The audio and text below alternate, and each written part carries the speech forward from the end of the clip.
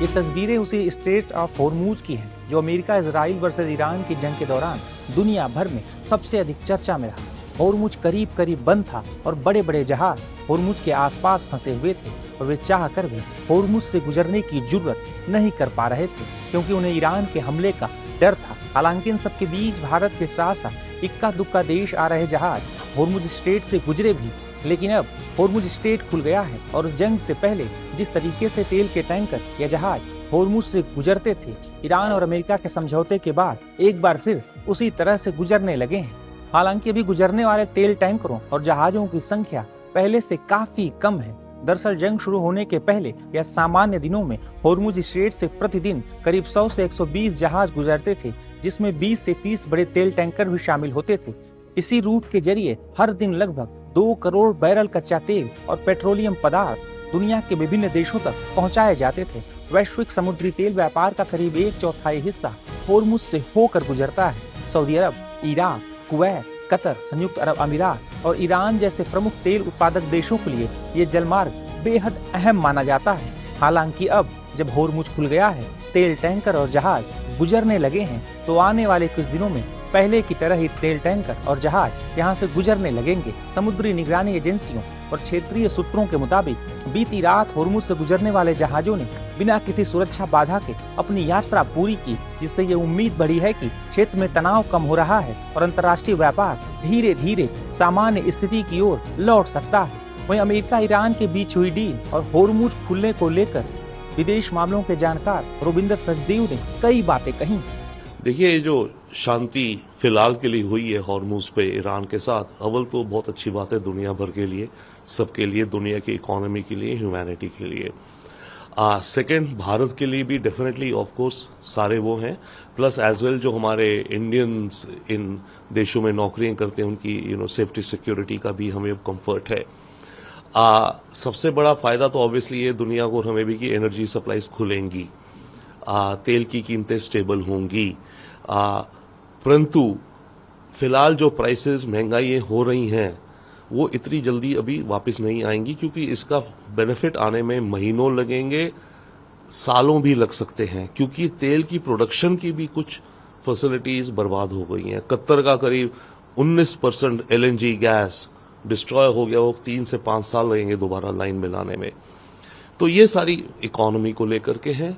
बाकी विश्व नजरिए से देखा जाए तो ईरान का कद बड़ा है, अमेरिका का कद छोटा हुआ है, इजराइल का कद काफी ज्यादा छोटा हो गया है एक्चुअली, क्योंकि अमेरिका अब लगता है कि इजराइल को उस तरह की लिबर्टी नहीं दे रहा जैसे अभी तक वो देता आया था। तो नेतन्याहू बहुत परेशान है। I think that is one there. खाड़ी के देश भी एक तरफ तो खुश हैं कि चलिए जंग रुकी, खतरा रुका, बट अब फ्यूचर में उनके लिए ईरान की शैडो बन जाएगी। और आई थिंक लास्ट चीज है कि ईरान ने इस पूरी जंग में एक नया सुपर वेपन पैदा कर दिया है, जिसे मैं कहता हूं हॉर्मुजी पंजा। अब ये स्ट्रेट ऑफ हॉर्मुज खुल भी जाए, ईरान के पास एक ये वेपन बन गया है, न्यूक्लियर वेपन से भी ज्यादा फायदेमंद है, क्योंकि इसे इस्तेमाल कर सकते हो कभी भी, साल बाद, 2 साल बाद, 5 साल बाद कुछ हो तो ईरान कह सकता है देखिए मैं हॉर्मुज बंद करने जा रहा हूं। और ये ऐसा वेपन है जिसको अमेरिकन पूरी मिलिट्री के ताकत लगा दी, इजरायली मिलिट्री एयरफोर्स ने लगा दी, इकोनॉमिक ब्लॉकेट्स कर दिए पर तोड़ नहीं पाए। तो ये बहुत बड़ा वेपन, सुपर वेपन ईरान को हासिल हुआ है। होर्मुज स्ट्रेट भले ही खुल गया है और धीरे धीरे जहाज और तेल टैंकर गुजरने लगे हैं, लेकिन ईरान जंग की वजह से भारत समेत कई देशों में तेल और गैस के दामों में बढ़ोतरी देखने को मिली थी। हालांकि होर्मुज खुलने के बाद भी अगले कुछ महीनों तक तेल और गैस के दाम कम होने की उम्मीद नहीं है, क्योंकि इस जंग का असर अगले कुछ महीनों तक भारत समेत दुनिया के एक बड़े हिस्से पर देखने को मिलेगा। लेकिन कुछ महीनों बाद हालात इसी तरह सामान्य रहे तो तेल और गैस के दामों में कमी हो सकती है। ये जो लड़ाई 28 फरवरी को ईरान पे आक्रमण हुआ था, इजराइल और अमेरिका का आक्रमण हुआ था, ये उससे रिजॉल्व करने के लिए है। और हमने पता है, सबे पता है कि 28 फरवरी से पहले भी पीस टॉक्स चल रहे थे, जो ओमान के विदेश मंत्री मीडिएट कर रहे थे, और तब भी उन्होंने कहा था कि we have got a breakthrough, होने वाला है, आप लड़ाई ना छेड़िए। फिर भी लड़ाई छिड़ गई और बहुत ही नुकसान हुआ, सबका नुकसान हुआ, अमेरिका का नुकसान हुआ है, ईरान का नुकसान हुआ है, गल्फ़ देशों का नुकसान हुआ है, सऊदी अरेबिया, यूएई, कतार ने तो अपना गैस प्रोडक्शन भी बंद कर दिया था, कुवैत, बहरीन, सबका नुकसान हुआ है। तो कई दिनों से उसके बाद जब सीज़ फायर हुआ अर्ली अप्रैल में, उसके बाद भी जब ईरान ने स्ट्रेट ऑफ हॉर्मुज़ पे कहा कि हम किसी चीज़ को नहीं जाने देंगे, तब अमेरिका ने नेवल ब्लॉकेड किया। तो ये भी एक एक्ट ऑफ वॉर है, और ये भी मतलब वो नेवल ब्लॉकेड, और हमें पता है कि उस नेवल ब्लॉकेड की वजह से ही हमारे 3 सीमैन भी मारे गए, उन्होंने अपनी जान खो दी वहाँ पे, ये बड़ी अफसोस की बात है। तो इसलिए जो लड़ाई का नतीजा होता है वो तो हमेशा बहुत ही मुश्किल होता है। और अब जो ये MOU साइन हुआ है जिसमें कंप्लीट सीज़ फायर हुआ है, और उसमें लिखा है कि अब स्ट्रेट ऑफ हॉर्मुज़ खुल जाएगा, कितने दिन में खुलेगा ये सब तो पता नहीं, नेवल ब्लॉकेड भी विड्रॉ हो जाएगा, क्योंकि ये कहा गया है कि सारी हॉस्टिलिटीज़ टर्मिनेट की जा रही हैं। लेकिन इन दोनों में एक डायरेक्ट लिंक है, जो स्ट्रेट ऑफ हॉर्मुज़ ओपन होगा और नेवल ब्लॉकेड अमेरिका का विड्रॉ हो जाएगा, इसमें एक डायरेक्ट लिंक है। तो ये देखने वाली बात है कि ये दोनों चीज़ें होती हैं कि नहीं, और जब एक बार ये चीज़ें होंगी तो फिर निगोसिएशन शुरू हो जाएंगी अगले 60 दिनों के लिए, जिसमें वो न्यूक्लियर इश्यूज़ पे बातचीत होगी।